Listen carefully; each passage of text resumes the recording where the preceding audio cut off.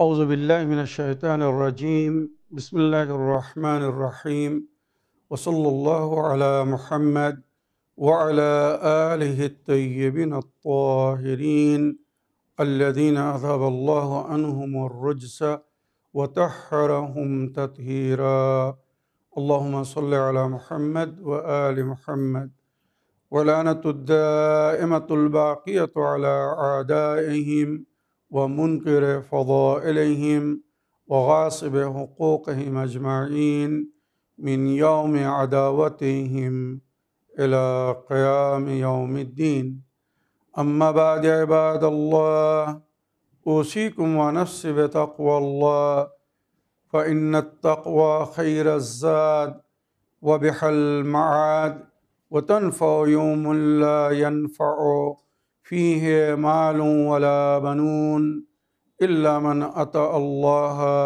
بقلب سليم وصلى الله على محمد وعلى آله الطيبين الطاهرين اللهم صل على محمد وآل محمد وعجل فرجهم আমার প্রিয় দর্শক ও শ্রোতাবৃন্দ, আসসালামু আলাইকুম ওরহমতুল্লাহি ওয়াবারাকাতুহ। আপনাদের সকলকে আন্তরিক সালাম ও শুভেচ্ছা জানিয়ে আজকের অনুষ্ঠান ইসলাম ইন বাংলায় আপনাদেরকে স্বাগতম জানাই।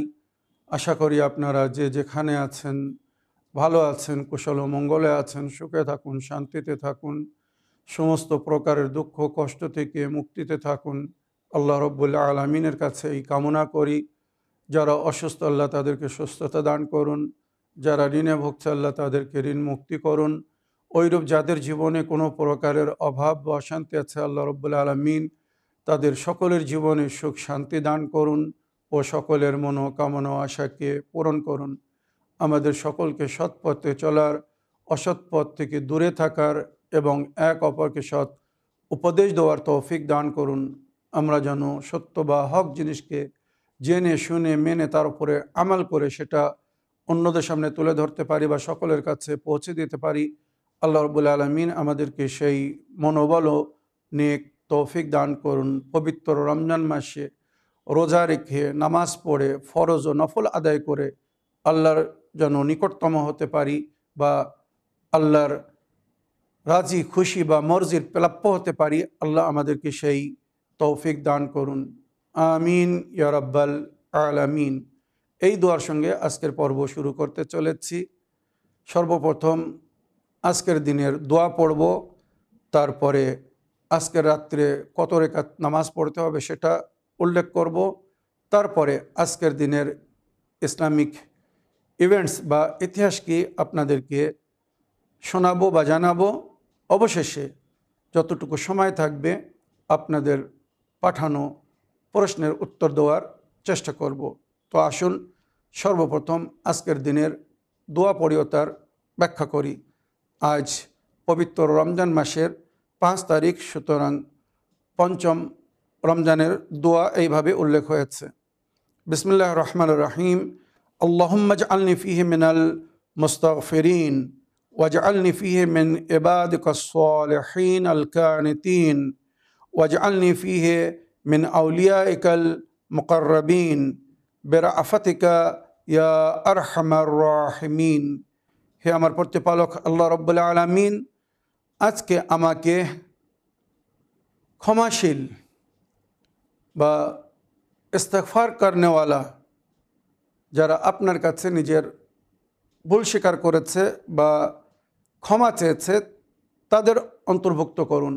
আল্লাহুম্মা জাআলনি ফীহি মিনাল মুস্তাগফিরিন, ইস্তিগফার করনেওয়ালাদের মধ্যে আমাকে গণ্য করুন বা আমাকে রাখুন। ওয়াজআলনি ফীহি মিন ইবাদিকাস সালিহিন আল কানিতিন, এবং আমাকে আপনার নেক এবং আশাধারী বান্দা, যে শুধু আপনার কাছে আশা রাখে বা আশা নিয়ে আছে, তার অন্তর্ভুক্ত করুন। আমাকে নেক এবং আপনার প্রতি আশাধারী করুন।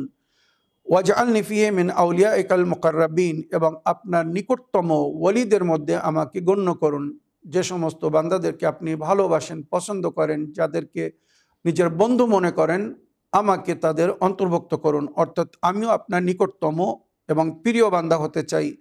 বিরাফাতিকা ইয়া আরহামার রাহিমিন, নিজের দয়া ও মায়ার মাধ্যমে আমার সঙ্গে এটা করুন, আপনি তো সর্বাধিক দয়াময়, সবচেয়ে বেশি রহম করনেওয়ালা। আল্লাহ রাব্বুল আলামিন আমাদের সকলের পক্ষে আজকের এই দোয়াকে কবুল করুন, আমিন। এবারে আজকের রাত্রে আমাদেরকে 4 রেকাত নামাজ পড়তে বলা হয়েছে। পঞ্চম রমজানের দিন গত রাত হবে, ষষ্ঠম রমজানের রাত 4 রেকাত নামাজ নিয়ত হবে। আমি ষষ্ঠম রমজানের 4 রেকাত নামাজ পড়িতেছি কুরবাতান ইলাল্লাহ। একসঙ্গে 4 রেকাত নামাজের নিয়ত করে 2 রেকাত করে পড়তে পারেন। 2 রেকাত পড়া হয়ে যাবে, আবার দাঁড়িয়ে শুধু আল্লাহু আকবার বলে নামাজ শুরু করতে পারেন। পুনরায় নিয়ত করতে হবে না, আপনি 4 রেকাতের নিয়ত একসঙ্গে করেছেন বলে। নফল নামাজ এভাবে পড়া যায়। তবে 2 রেকাত করেও যদি নিয়ত করতে চান করতে পারেন যে আমি পবিত্র রমজান মাসের ষষ্ঠম রমজানের রাত্রের 2 রেকাত নামাজ পড়িতেছি কুরবাতান ইলাল্লাহ।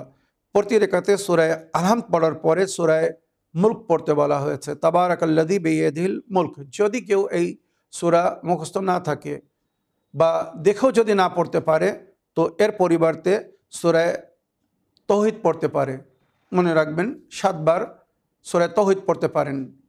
যদি সূরা মুলক না পড়তে পারেন বা দেখেও যদি না পড়তে পারেন তার পরিবর্তে 7 বার সূরা তাওহীদ পড়তে পারেন।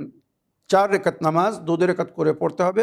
প্রতি রেকাতে সূরা আলহামদের পরে সূরা মুলক, আর যদি সূরা মুলক না পড়তে পারেন তাহলে সূরা তাওহীদ 7 বার পড়তে হবে। নামাজের শেষে তাসবিহ জাহরা সালামুল্লাহ আলাইহা পড়ে দরুদ শরীফ পাঠ করে নবী ও নবীর আহলে বাইতকে ওসিলা করে আল্লাহর কাছে দোয়া করবেন। ইনশাআল্লাহ আল্লাহ রাব্বুল আলামিন মনোকামনা আশাকে পূরণ করবেন। এবারে আজকের দিনের ইসলামিক ইতিহাস বা ইভেন্টস কি? তো রাওয়ায়াতে বা ইসলামিক ইতিহাসে যেটা লেখা হয়েছে, আমাদের একজন বিখ্যাত জ্ঞানী গুণী আলিমে দ্বীন ছিলেন আল মির্জা মুসা আল আহকাকি, আল্লামা আল ফকি আল মির্জা মুসা আল আহকাকি।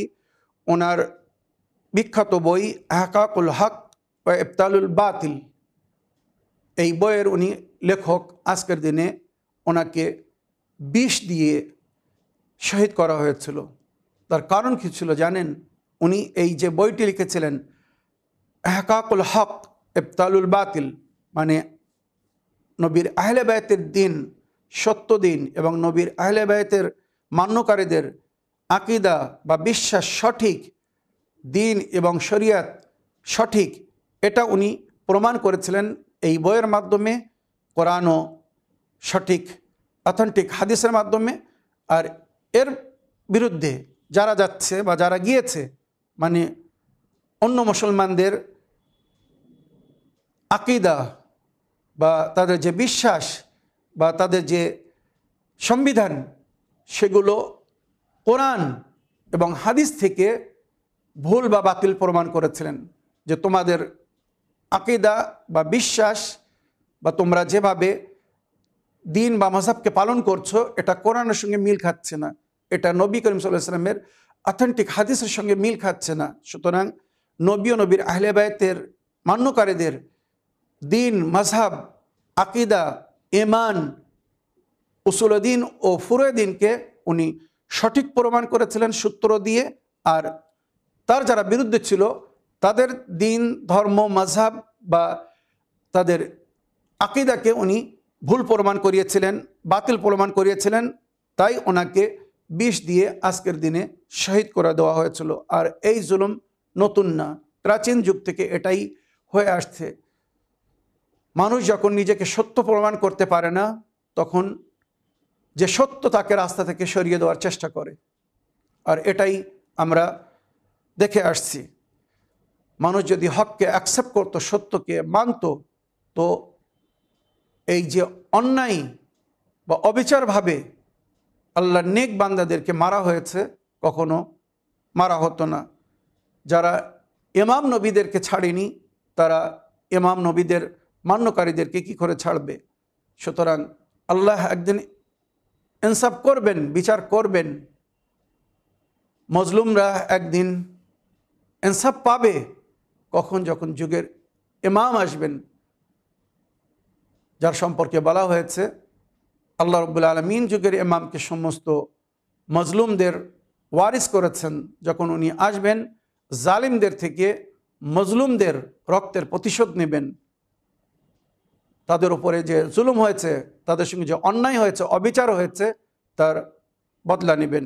ওইরূপ আজকের দিনে ইসলামিক ইতিহাস লেখা হয়েছে মামুন রশিদ, যিনি রমজান মাসের 2 তারিখে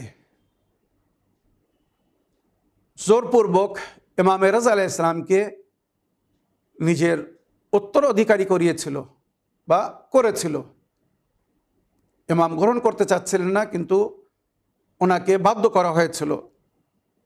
আজকের দিনে মানে রমজান মাসের 5 তারিখে ওই মামুন রশিদ ঘরে দরবারে, মানে দরবারে সকলের সামনে ইমামকে সিংহাসনে বসিয়ে বা নিজের জায়গায় বসিয়ে ইমামের বায়াত করেছিল যে শরীয়তের হিসাবে আমাদেরকে যে ইমামকে বায়াত করতে বলা হয়েছে, মনে রাখবেন 5ম রমজানের দিনের বেলা নইলে সন্ধেবেলা এই ঘটনা ঘটেছিল। আর সেখানেও এই হাদিস কোট করা হয়েছিল, নবী করিম সাল্লাল্লাহু আলাইহি সাল্লামের হাদিস, মান বাতা ওয়ালাম ইয়াবি ইমাম আল্লাযী ইফতারাদাল্লাহু তাআতুহু ওয়া মাতা ফাকাদ মাতা আলাল কুফর। যদি কোনো ব্যক্তি রাত্রে ঘুমায় ওই ইমামের বায়াত না করে, যার ইতাআতকে ফরজ করা হয়েছে, আর সকালের আগে যদি, ভোরের আগে যদি সে মারা যায়, তো সে কুফরের অবস্থায় মরবে।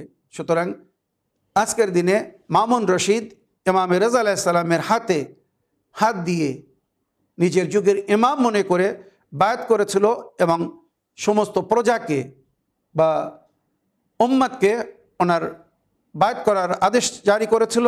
আর আজকের দিনে ইমাম রেজা আলাইহিস সালামের ইচ্ছার উপরে ইসলামিক শিক্ষা জারি করা হয়েছিল, যার উপরে ইমাম রেজা আলাইহিস সালামের নাম লেখা ছিল। আর ইমাম রেজা আলাইহিস সালামের সঙ্গে যখন কেউ সাক্ষাৎ করতে আসতো, ওই শিক্ষা, ওই পয়সা, কয়েন উনি উপহার দিতেন। আর ওই পয়সা যার কাছে থাকতো তার পয়সা ফুরাতো না, তার জেব কখনো খালি হতো না। মনে রাখবেন, এত বরকত আল্লাহ রাব্বুল আলামিন দান করত যে তার পকেট থেকে কখনো পয়সা ফুরাতো না। আর যখন কেউ সফরে যেত, ওই পয়সা নিজের সঙ্গে নিয়ে যেত যে ইমামে জামিন আলাইহিস সালামের দেওয়া এই পয়সা আমার জন্যে জামানত, আমার হেফাজত করবে। তাই আজও যখন আমরা সফরে যাই, তো আমাদের মা বোনেরা বা বউরা আমাদের হাতে ইমাম জামিন বাঁধেন, যাতে আমরা ভালোভাবে গিয়ে উদ্দেশ্যে সফল হয়ে ফিরে আসতে পারি। ইমাম জামিনের কিন্তু বড় ফজিলতের জিকির হয়েছে। তো ওই পয়সা যেটা ইমাম রেজা আলাইহিস সালাম জারি করিয়েছিলেন, আর উনি উপহার স্বরূপ যে ওনার সঙ্গে সাক্ষাৎ করতে যেত তানাকে দিতেন। আর সেই পয়সাকে পেয়ে বা নিয়ে মানে ওনার মান্যকারীরা বা যারা বায়াত করতো তারা খুব উৎসাহ হতো, খুব আনন্দিত হতো, খুব সুখ শান্তির অনুভব করতো। কেননা তারপরে তাদের জীবনে উন্নতি হতো। ওই পয়সায় আল্লাহ এত বরকত দান করতেন যে তার জীবনে অভাব আসতো না বা অভাব ঘুচে যেত। আশা করি আজকের দিনে যে ইসলামিক ইভেন্টস বা ইতিহাস শোনালাম, এর থেকে আপনারা লাভবান হয়েছেন। আসুন এবারে আমি আপনাদের পাঠানো প্রশ্নের উত্তর দিতে চাই। দেখি কোথা থেকে কে কি প্রশ্ন করছেন বা কে কি জানতে চাচ্ছেন। অডিও প্লে করি। আসসালামু আলাইকুম, আমি শরীফ শেখ বলছি কলকাতা নিউ টাউন থেকে। আশা করি ভালো আছেন, আল্লাহ আপনার ভালো রাখুক। হুজুর, একটা প্রশ্ন বলুন আর প্রস্তাব বলুন। রমজান মাসে সমস্ত ব্যবসায়িকরা তাকিয়ে থাকে কবে মুসলমানের রমজান মাস আসবে। আর আমরা কি বলবো, ফুরকাজিতে ধার দিচ্ছে, কেউ কলা কাটার জন্য, কেউ গরু কাটার জন্য, কেউ খাসি কাটার জন্য, কেউ মুরগি কাটার জন্য, আর বিভিন্ন ফলের জন্য, এই একটা মাসের জন্য। তাই আপনার কাছে অনুরোধ, একটা এপিসোড অন্তত খুব তাড়াতাড়ি রমজান মাসের প্রথম সপ্তাহতেই আপনি দেন। কোন কোন জিনিস খেলে শরীরের ক্ষতি, কোন কোন জিনিস একসঙ্গে খেলে শরীরের উপকার হবে, কোন কোন জিনিস রাত্রে খেলে ব্যাধিতে পরিপূর্ণতা হবে, আর কোন কোন জিনিস রাত্রে খেলে শরীরের উপকার হবে, এই নিয়ে বিস্তারিত খাদ্যের উপরে মাংস, ফল, ফাঙাড়ি, দুধ, ডিম, পানি এবং কালারিং পানি কি খেলে ক্ষতি হয়, কি খেলে উপকারিত হয়, এই নিয়ে একটা এপিসোড করার জন্য অনুরোধ রইল। কারণ এপিসোড একটা করলে পরে যে জিনিসটা হয় সেটা হচ্ছে এপিসোডটা মানুষ ঘুরিয়ে দেখে, শুনে এবং নিজেকে পরিবর্তন হওয়ার চেষ্টা করে। আর যদি এপিসোডের মধ্যে একটু কিছু থাকে আর বাকিটা যে অন্য কিছু থাকে, সেটা কিন্তু মানুষ দেখার শোনার চেষ্টা করে না। আমার অনুরোধ রইল। আসসালামু আলাইকুম রহমতুল্লাহ বারকাতু। ওয়ালাইকুম আসসালাম রহমতুল্লাহি ওয়াবারাকাত। আমার প্রিয় শরীফ ভাই, সর্বদায়ের মতো আপনি সুন্দর ভয়েসমেল বা সাজেশন দিয়েছেন, আপনাকে অসংখ্য ধন্যবাদ জানাই। তবে দুঃখের সঙ্গে বলতে চাচ্ছি বা বলতে হচ্ছে শরীফ ভাই, রমজান মাসের এপিসোডের ডিউরেশন খুব কম, সুতরাং আজকের এই এপিসোডে শুধু আপনারই একটা প্রশ্ন নেব, আর আপনার প্রশ্নের আমি বিস্তারিত উত্তর এই সংক্ষিপ্ত সময়ের মধ্যে যতটুকু দেওয়া সম্ভব হবে দেব। আপনি রমজান মাসে ইফতারে বা সেহরিতে কি খেতে হবে, কি খেলে ভালো, কি খেলে অমঙ্গল হবে, ক্ষতি করবে, এ বিষয়ে আপনি জানতে চেয়েছেন। তবে একটি জিনিস বা বাস্তব আপনি যেটা বললেন যে রমজান মাস আসলে অনেকেই অপেক্ষা করে সুযোগ ধরার, ছাগল গরু মুরগি জবাই করার, কেউ ফল পাকড় বিক্রি করে বিশেষ প্রয়োজনীয় রমজান মাসের সমস্ত জিনিস তারা সুলভে বা বেশি দামে বিক্রি করার জন্য অপেক্ষা করে। জানেন এই পরিবেশ কারা তৈরি করেছে, এর জন্য কারা দায়ী, কারা দোষী? মুসলমানেরা। রমজান মাসের অর্থ তারা পরিবর্তন করে দিয়েছে, কমপ্লিটলি চেঞ্জ করে দিয়েছে। রমজান মাস উপবাস করার মাস, রমজান মাস উপাসনার মাস, ইবাদতের মাস। রমজান মাসে কম খেয়ে উপবাস করে বা রোজা রেখে সেভিং করতে বলা হয়েছে, সঞ্চয় করতে বলা হয়েছে। কিন্তু দুঃখের বিষয়, রমজান মাস আসলে আমরা মুসলিম পরিবেশে, মুসলিম সমাজের মাঝখানে যেটা দেখছি বিপরীত, উল্টো। রমজান মাসে যেখানে খরচ কম হওয়ার দরকার, কমসে কম দিনের বেলার এক সময়ের পানাহারের পয়সাটা বাঁচার দরকার, যেখানে সাধারণ মাসে মাসিক খরচা যদি 15,000 হয়ে থাকে, তো রমজান মাসে সেটা 7,000 হওয়া দরকার, কি 10,000 হওয়ার দরকার। পুরো পরিবারের বা সংসারের খরচ 10,000 হওয়ার দরকার, সেখানে উল্টো, মানে 15,000 যদি প্রতি মাসের খরচা হয়ে থাকে, তো রমজান মাস আসলে সেটা 30,000 হয়ে যাচ্ছে। কেন? মানুষ এক্সট্রা খাচ্ছে, এক্সট্রা ব্যবহার করছে বলে। এটা কিন্তু রোজার অর্থ না। ক্ষুধায় পিপাসায় থেকে অন্য দিনে, সাধারণ দিনে যে গরিব মানুষরা পানাহার পায় না, তারা কত কষ্ট পায়, সেই কষ্টকে অনুভব করার জন্য আল্লাহ এই রোজা রেখেছিলেন। ইয়া আইয়ুহাল্লাযীনা আমানু কুতিবা আলাইকুমুস সিয়াম কামা কুতিবা আলাল্লাযীনা মিন ক্বাবলিকুম লাআল্লাকুম তাত্তাকুন। রোজা আল্লাহ রেখেছেন বান্দাদেরকে মুত্তাকি করার জন্য, পরহেজগার করার জন্য, দিনদার করার জন্য, ইমানদার করার জন্য। কিন্তু আফসোস, দুঃখের বিষয়, এই রমজান মাসে মুসলমানকে ধোঁকা দিচ্ছে, মিথ্যা কথা বলছে। একটা জিনিস 10 টাকা দাম, বিক্রি করার সময় বলছে আল্লাহর কসম আমি এটা 20 টাকায় নিয়ে এসেছি, 25 টাকা থেকে 30 টাকা হলে দেবো, শেষে 20 টাকায় দিচ্ছে, কিন্তু জিনিসটা সে কিনে নিয়ে এসেছে 10 টাকায়, মানে ডবল লাভ করছে। মানে এটা একটা সাধারণ কথা বলছি, এইভাবে দিন ইমান নষ্ট করছে। সে কিন্তু রোজায় আছে, রোজায় থেকেও মিথ্যা কথা বলছে। আসুন, এবারে আপনার প্রশ্ন ছিল যে হুজুর রমজান মাসে আমাদেরকে কি খাওয়া উচিত, কি খেলে ভালো হবে, কি খেলে ক্ষতি হবে, এ বিষয়ে আপনি জানতে চেয়েছেন। ইফতারে কি খেতে হবে, সেহরিতে কি খেতে হবে। তা আমি এ বিষয়ে সর্বপ্রথম নবী করিম সাল্লাল্লাহু আলাইহি ওয়াসাল্লামের সুন্নাত পানাহার আপনাদের সামনে তুলে ধরতে চাই। এটাই বাস্তব, এটাই হকিকত, এটাই সুন্দর পানাহার। মনে রাখবেন, রমজান মাসে তো নবী এইভাবে ইফতার করতেন, তাছাড়া সারা বছর উনি এইভাবে স্বাভাবিক জীবনযাপন করতেন। উনি বেশি মাছ মাংস খেতে পছন্দ করতেন না, সাধারণ জীবনযাপন করতেন, যাহাতে ওনাকে দেখে অন্যরা, গরিবরা বিশেষ করে যেন কষ্ট না পায়। যে প্রিয় নবী, যিনি আমাদের জন্য উদাহরণ বা আইডিয়াল হয়ে এসেছেন, উনি এত ভালো মন্দ খাচ্ছেন, ভালো খাচ্ছেন, আর আমরা সেটা খেতে পাচ্ছি না আমাদের অভাবের কারণে। তাই উনি সব সময় নর্মাল বা সাধারণ জিনিস ব্যবহার করতেন। ওনার প্রিয় খাদ্যের মধ্যে মনে রাখবেন, এগুলো উনি রমজান মাসেও ব্যবহার করতেন বা সাধারণ দিনেও ব্যবহার করতেন। অধিকাংশ দুধ ব্যবহার করতেন, সকালবেলা দুধ পান করতেন, ভেড়ার দুধ বা ছাগলের দুধ, দুম্বার দুধ, অনেক অনেক সময় উটের দুধ, এর মধ্যে শেফা আছে, এগুলো উনি ব্যবহার করতেন। আঞ্জির যে ফল, ডুমুর বা ফিগ বলা হয়, খরবুজা মানে আমাদের ভাষায় হয়তো এটাকে কাকুড়ও বলা হয় বা খরবুজাও বলা হয়। তারপরে খেজুর, উনি অধিকাংশ ইফতারের সময় অল্প হালকা গরম পানি আর খেজুর দিয়ে ইফতার করতেন, তাই এটাই সুন্নতে নববী। এতে শরীরকে পুষ্টি পুষ্টি পুষ্টি করে আর ক্ষুধাকে কম করে দেয়। মনে রাখবেন, খেজুরের মধ্যে অনেক শক্তি আছে।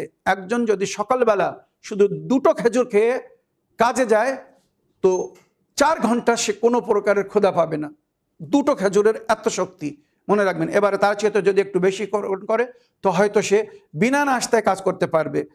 ওইরূপ নবী করিম সাল্লাল্লাহু আলাইহি ওয়াসাল্লাম মধু খেতে পছন্দ করতেন, জবের আটার রুটি খেতেন বা গমের আটার রুটি খেতেন, তবে সেই সময় জবের আটার রুটি বেশি ব্যবহার হতো, কারণ এটা খুব শক্তিশালী। একটা কি 2টো রুটি খেয়ে মানুষের পেট ভরে যেত আর সারাদিন সে হয়তো অনেক অনেক সময় ক্ষুধা পেত না। তো জবের আটার রুটি ব্যবহার করার চেষ্টা করতে হবে। আনার ডালিম খেতে উনি ভালোবাসতেন শরীরে রক্ত বৃদ্ধি করার জন্যে। আর ইফতারের সময় বা সেহরির সময় উনি হালকা গরম পানি পান করতেন, যাতে খাদ্য ডাইজেস্ট হতে সুবিধা হয়। ঠান্ডা পানি কিন্তু ক্ষতি করে। আগে আমি যেগুলো বলবো ওর মধ্যে অনেক কিছু বলবো, মন দিয়ে শুনবেন। আর উনি ফল পাকড় বেশি ব্যবহার করতেন, যেমন আপেল বা আঙুর ফল বা জাইতুন উনি খাওয়ার সঙ্গে ব্যবহার করতেন। আর মাশরুম, ওইরূপ সিরকা বা জাইতুনের তেল খাওয়ায় ব্যবহার করতেন। মনে রাখবেন, আমরা যে পরোটা তৈরি করি ঘি দিয়ে বলুন আর তেল দিয়ে হোক, এটা যদি জাইতুনের তেল দিয়ে তৈরি করা হয় তো ওই পরোটা কিন্তু প্রোটিন প্রোভাইড করবে আমাদের শরীরে আর কোনো প্রকারের ক্ষতি করবে না। যেখানে ঘি বেশি হলে, তেল বেশি হলে কোলেস্ট্রল বেড়ে যাওয়ার ভয় থাকে বা ক্ষতি করে, কিন্তু জাইতুনের তেল দিয়ে যদি পরোটা তৈরি করা হয় বা রান্না করা হয় তো জাইতুনের তেলের মধ্যে কোনো কোলেস্ট্রল নেই। আর এই যে খাদ্যগুলো বললাম, এগুলো নবী করিম সাল্লাল্লাহু আলাইহি ওয়াসাল্লামের প্রিয় খাদ্য ছিল, যেটা উনি রমজান মাসে বা অন্য মাসেও ব্যবহার করতেন। এবার আমার প্রিয় শরীফ ভাই, আপনাকে এখানে বিস্তারিত একটি লিস্ট দেওয়ার আগে সুন্নত রূপে যেটা বলছি, যে নবী করিম সাল্লাল্লাহু আলাইহি ওয়াসাল্লাম সেহরির সময় দুধ পান করতেন। ওই জন্য আমাদেরকে ডাক্তাররা অনেক সময় বলে যে সেহরিতে দুধের সঙ্গে যদি খেজুর খাওয়া যায়, মানে 1 গ্লাস দুধে 4টে কি 5টা খেজুর ভিজিয়ে দিন রাত্রের বেলা, আর সকালবেলা সেহরির সময় ওই খেজুর আর দুধ পান করে নিন। একবার করে দেখুন, সারা দিন কোনো ক্ষুধা পাবেন না, এত স্ট্রং এটা খাদ্য। তো খেজুর এবং দুধ, অনেক সময় দুধ কলাও বলা হয়, খেতে বলা হয়েছে, যেগুলো ইনশাল্লাহ আগে বলবো।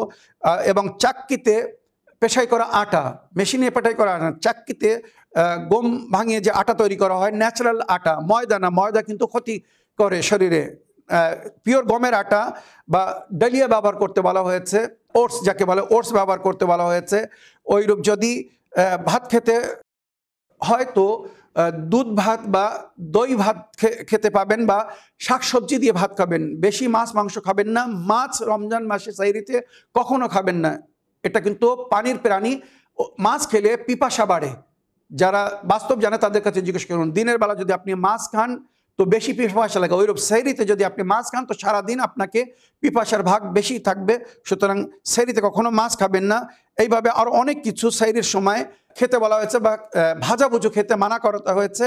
আর দইয়ের সঙ্গে কিছু এলাইচি দানা পিষে আর পুদিনার পাতার রস দিয়ে দই খেতে বলা হয়েছে। এটা করলে কি সারাদিন ক্ষুধা বা পিপাসা লাগবে না, প্লাস রোজাদারের মুখ দিয়ে যে একটা বাঁশ আসে ওই বাঁশ আসবে না। এটা কিন্তু খুব সুন্দর একটা উপায় বলে দিলাম। এছাড়া ইফতারের সময় সব সময় খেজুর দিয়ে ইফতার করবেন, হালকা গরম পানি দিয়ে। কখনো পেপসি বা কোল্ড ড্রিঙ্ক দিয়ে ইফতার করবেন না, বা ইফতার করার পরে সঙ্গে সঙ্গে যখনও কোল্ড ড্রিঙ্ক পান করবেন না। কোল্ড ড্রিঙ্ক কিন্তু কিডনিকে ড্যামেজ করে দেবে। সারাদিন ক্ষুধায় থাকার পরে যদি কেউ কোল্ড ড্রিঙ্ক পান করে তো সঙ্গে সঙ্গে তার কিডনির উপরে তার প্রভাব পড়বে, তার কিডনি ড্যামেজ হয়ে যাবে। আর ওইরূপ ময়দার জিনিস কম খাবেন বা খাবেন না, চেষ্টা করবেন। মানে পিৎজা, বার্গার ইত্যাদি যেগুলো ময়দা দিয়ে তৈরি করা হয় ওগুলো থেকে পরহেজ করার চেষ্টা করবেন। এবার আমার প্রিয় শরীফ ভাই, সেহরিতে কি খেতে হবে আর ইফতারে কি খেতে হবে, সেহরিতে কি খাবেন না আর ইফতারে কি খাবেন না, আমি একটা লিস্ট দিচ্ছি, ভালো করে মন দিয়ে শুনবেন। এটা কিন্তু বিস্তারিত না, কিন্তু সময়ের অভাব, তাই আমি অল্প সময়ের মধ্যে 5-7 মিনিটের মধ্যে যতটুকু বলা সম্ভব হবে আমি লিস্ট পড়ে বলে দিচ্ছি। সেহরিতে কি খাবেন? তো যেমন বললাম, দুধ এবং খেজুর, দুধে খেজুর ভিজিয়ে দেবেন, ওইটা সেহরিতে খাবেন। 1 নম্বর ফুড। এর চেয়ে তো উত্তম ফুড হতে পারে না। সমস্ত প্রকারের ভিটামিন প্রোভাইড করবে, শক্তি প্রোভাইড করবে দুধ এবং খেজুর যদি খেতে পারেন, বা দুধ কলা, যদি দুধ কলা ভাত কেউ খেতে চায় খেতে পারে, কোনো অসুবিধা নেই। তারপরে টক দই, এলাইচি এবং পুদিনার পাতা মিক্স করে ওটা রুটি দিয়েও খেতে পারেন বা সরাসরি খেতে পারেন। ওটা খেলে পিপাসা লাগবে না। আর ইফতারে এবং সেহরিতে যদি শসা খেতে পারেন অতি উত্তম। কাকড়ি বা শসা মনে রাখবেন, খেলে পিপাসা কম লাগবে, ব্লাড প্রেশার নর্মাল থাকবে, আর সুগারের জন্য অতি উত্তম। আর রাত্রে যদি কারোর সুগার পেশেন্ট হয় কেউ, তো রাত্রের বেলা করেলা মানে উচ্ছে কেটে গরম পানিতে সিদ্ধ করে রাখবেন। সকালবেলা সেহরির সময় 1 গ্লাস ওই উচ্ছে বয়েল করা পানি পান করবেন। সারাদিন সুগারের কষ্ট পাবেন না। সুগারের জন্য যে অসুবিধা হয়, বারবার মুখ শুকিয়ে যায়, পিপাসা লাগে, ওইটা হবে না, মনে রাখবেন। আর ওটস বা কর্নফ্লেক্স, ওটস ডালিয়া যাকে বলে, বা সমস্ত মার্কেটে পাওয়া যায়, বা কর্নফ্লেক্স যদি দুধ দিয়ে বা নর্মাল পানি দিয়ে রান্না করে খেতে পারেন, খুব সুন্দর, খুব ভিটামিন, মানে দিনের বেলা শারীরিক ফিটনেস থাকবে, কোনো প্রকারের বদহজমি হবে না, অসুবিধা হবে না, বা শরীরের যে শক্তির প্রয়োজন আছে তার মধ্যে কোনো অভাব আসবে না। এছাড়া নবীর সুন্নতের মধ্যেও যেটা ছাত্তু, মানে ছোলা বা গমের গম ভেজে, ছোলা ভেজে, গম ভেজে, তার সঙ্গে চাল ভাজা, আরও অনেক কিছু বিশেষ দানা দিয়ে একসঙ্গে ছাত্তু তৈরি করা হয়। তবে ছোলার ছাত্তুটাই সবচেয়ে বেশি ব্যবহার হয়। তো ছাতু যাকে বাংলায় বলে, ছাতু যদি সেহরিতে ব্যবহার করেন তো এটা পুষ্টিকর, সারাদিন ক্ষুধা বা পিপাসা কম লাগবে। টক জিনিস খাবেন, মিষ্টি জিনিস কম খাবেন। মিষ্টি যত বেশি খাবেন তত পিপাসা বেশি লাগবে, মনে রাখবেন। আর মিষ্টি ক্ষুধাও কিন্তু বাড়ায়, তো মিষ্টি কম খাবেন, বিশেষ করে সেহরিতে। ইফতারের সময় খেতে কোনো অসুবিধা নেই, যাদের সুগার নেই তারা মিষ্টি খেতে পারে।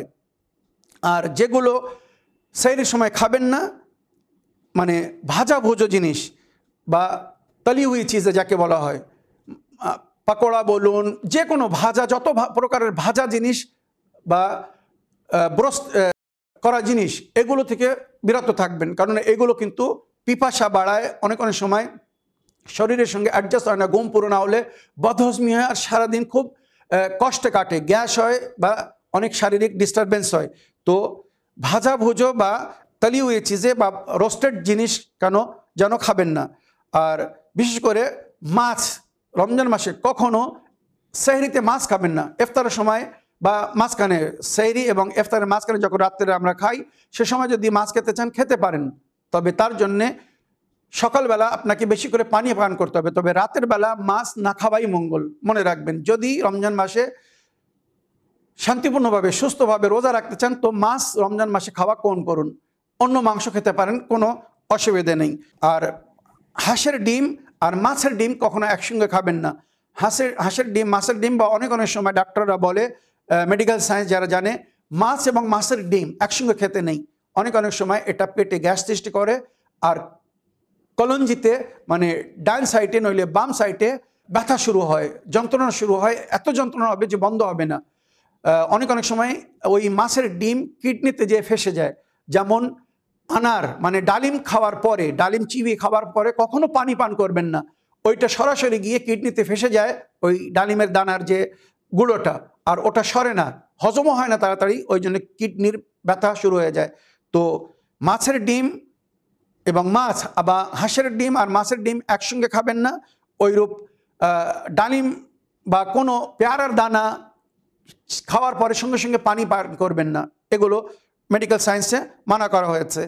আর নুন এবং মির্চি, মানে ঝাল এবং নুন রাতের বেলা কম খাবেন। বিশেষ করে সেহরির সময় চেষ্টা করবেন যত নুন বা ঝাল কম খাওয়া যায়। নুন ঝাল বেশি খেলে কিন্তু ব্লাড প্রেশার বাড়বে, আর পিপাসাও বেড়েবে, দিনের বেলা কষ্ট বেশি হয়ে যাবে। এগুলো সেহরির জন্য বললাম। আর অনেক কিছু বলার ছিল, কিন্তু সময়ের অভাবে সেগুলো বলতে পারছে না। ইনশাআল্লাহ অন্য কখনো যদি সময় হতো বলবো। এবারে ইফতারে কি খেতে হবে বা কি খেলে ভালো থাকবেন শুনুন। ইফতারের সময় হালকা গরম পানি আর খেজুর দিয়ে ইফতার করবেন, মগরিবের নামাজ পড়ে নেবেন। নবী করিম সাল্লাল্লাহু আলাইহি ওয়াসাল্লাম সবসময় মগরিবের নামাজ পড়ে ইফতার করতেন, তারপরে সামান্য কিছু খেয়ে এশা নামাজ পড়তেন, এইভাবে গ্যাপ দিতেন। মনে রাখবেন, মগরিবের নামাজের আগে নবী নিজের জীবনে কখনো ইফতার করেননি।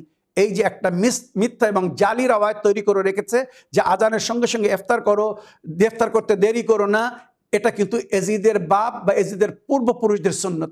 আপনারা ইতিহাস তুলে দেখুন, তারা খাওয়ার জন্যে সবসময় ঝাপটে পড়তো। এজিদের বাপের দস্তরখান বিখ্যাত ছিল, ইতিহাসে আপনারা পড়ে দেখুন। মাওলা আলীর পিছনের নামাজ আর এজিদের বাপের দস্তরখানের খাদ্য বিখ্যাত ছিল। তো সুতরাং এটা এজিদের বাপের সুন্নত। তো হালকা গরম পানি দিয়ে ইফতার করবেন, খেজুর আর গরম পানি দিয়ে। তারপরে নেবু পানি, নুন পানি বা শরবত, যেগুলো শারীরিক কোল্ড প্রোভাইড করে, মানে মানুষের শরীরকে ঠান্ডা করে। তবে বাজার থেকে বরফ কিনে এনে, ওই বরফের মধ্যে কিন্তু অনেক ব্যাকটেরিয়া থাকে, বাজার থেকে বরফ কিনে এনে শরবত তৈরি করবেন না। তো ঠান্ডা পানি কম ব্যবহার করবেন। আর পেপসি যেন কখনো ইফতারের পরে সঙ্গে সঙ্গে খালি পেটে পেপসি পান করবেন না। যতই পিপাসা লাগুক পেপসি পান করবেন না, আপনার কিডনি কিন্তু ড্যামেজ হয়ে যাবে। আর নারকেলের পানি যদি পান করতে পারেন অতি উত্তম। বা যে সমস্ত কোল্ড ড্রিঙ্ক, মানে শরবত, রুয়াবজা শরবত বলুন, রোজ শরবত বলুন, ইত্যাদি শরবত রমজান মাসের জন্য তৈরি করা হয়, খাস শরবত, বিশেষ শরবত, এগুলো আপনারা ব্যবহার করতে পারেন, কোনো অসুবিধে নেই। তবে লিমিটেড, খুব ঠান্ডা ব্যবহার করবেন না, নর্মাল, মানে অল্প ঠান্ডা হলে কোনো অসুবিধা নেই। বেশি ঠান্ডা হলে কিন্তু ওটা ক্ষতি করবে, ডাইজেস্টের প্রবলেম শুরু হয়ে যাবে। আর যদি চিড়ে ভিজিয়ে দিয়ে, দুধ চিড়ে হোক বা পানি দিয়ে চিড়ে ভেজে দিয়ে ওর সঙ্গে সামান্য নারকেলের রস, যেটা বলে নারকেলের দুধ দিয়ে যদি তৈরি করা হয়, খুব টেস্টি হয়ে যায় আর খুব খেতেও সুন্দর লাগে। এগুলো কিন্তু পুষ্টিকর।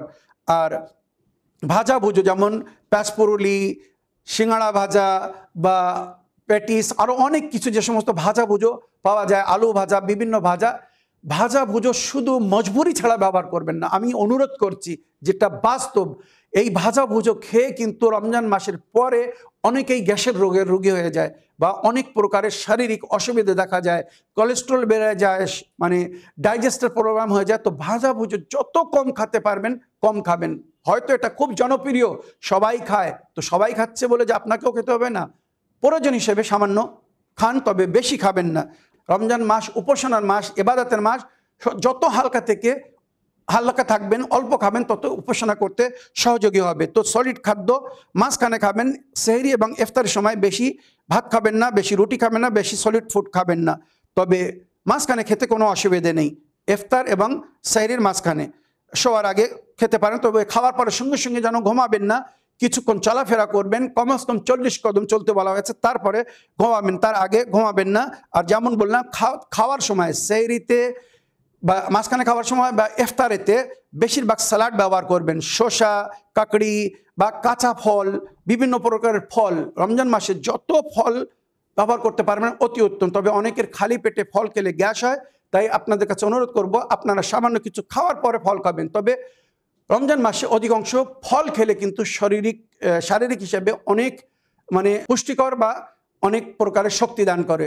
আমার প্রিয় শরীফ ভাই, অনেক কিছু আরও হয়তো আপনার প্রশ্নের উত্তর আমি বলতে পারতাম বা বলতে চাচ্ছিলাম, সময়ের অভাবে বলতে পারলাম না। যেগুলো বলেছি যদি এগুলো ফলো করা হয়, তো আশা করি এক রোজাদার সুন্দরভাবে সে পুরো রমজান মাস রোজা রেখে কাটাতে পারবে। এটা করলে কি তার বেশি খরচও হবে না, অল্প খরচের মধ্যে রমজান মাস কেটে যাবে। যত বেশি ভালো মন্দ খেতে যাবেন তত খরচ বাড়বে। আর রমজান মাসে সঞ্চয় বাঁচাত হওয়ার জায়গায় আরও হয়তো ঋণী হয়ে যাবেন, এমন যেন কখনো করবেন না। আল্লাহর উপাসনার ইবাদতের মাস, ক্ষুধায় পিপাসায় থেকে অন্যর ক্ষুধার কষ্টর বা পিপাসার কষ্টকে অনুভব করার মাস। আশা করি নিজেরা রোজা রেখে ক্ষুধায় পিপাসায় থেকে সেই কষ্ট, সেই বেদনাকে অনুভব করবেন। আর রমজান মাসে এক মুমিনকে যেভাবে তাকওয়া অবলম্বন করতে বলা হয়েছে, মুত্তাকি পরহেজগারদের জীবন যেমনভাবে যাপন করতে বলা হয়েছে, সেইভাবে জীবনযাপন করবেন। কোনো প্রকারের হারাম জিনিস খাবেন না, নাজিস জিনিস খাবেন না। হারাম বা নাজিস জিনিস যদি খান তো আপনার রোজা কিন্তু বিফল যাবে, তার কোনো সওয়াব পাবেন না। যেমন হারাম বা নাজিস জিনিস খাওয়া হারাম, ওইরূপ অবৈধভাবে সঞ্চয় করা পয়সা দিয়ে যদি হালাল কোনো খাদ্য কিনে খান, সেটাও কিন্তু বৈধ হবে না। বুদ্ধিজীবীর জন্য ইশারা যথেষ্ট।